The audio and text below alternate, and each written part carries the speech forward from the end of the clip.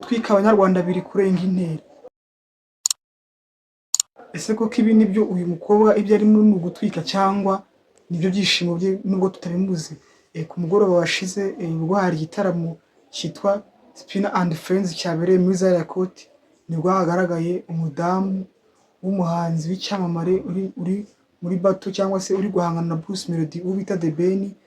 Nibwo Pamela yagaragaye nimugoroba mu gitaramo arimo abyina yishimye nk'umuntu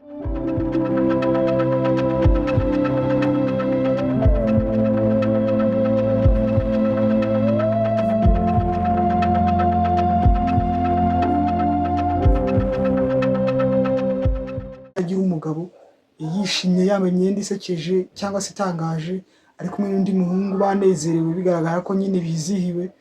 Gusa ikintu kigaragara sinzi niba ari ugutwika cyangwa ari ibintu bisanzwe bibaho nubwo tutabimenyereye. Gusa biratangaje ku muntu w'umudamu nk'uriya wambaye kuriya mu ijoro ari mu bitaramo, nubwo bitazwiho cyane ariko mbere yabikoraga. Ese wowe koko urabona ari ugutwika ibintu bikomeje kuba kurenga intera? Urabona ari ugutwika cyangwa ahubwo niko Pamela yibereyeho nubwo tutabimuzi? Tanga comment yawe uko ubitekereza, ukomeze kubana natwe ukanda follow cyangwa subscribe. Nta makuru azakujya kure nukora iki kintu. Ndabakunda cyane. Iyi ni Jizzy Show.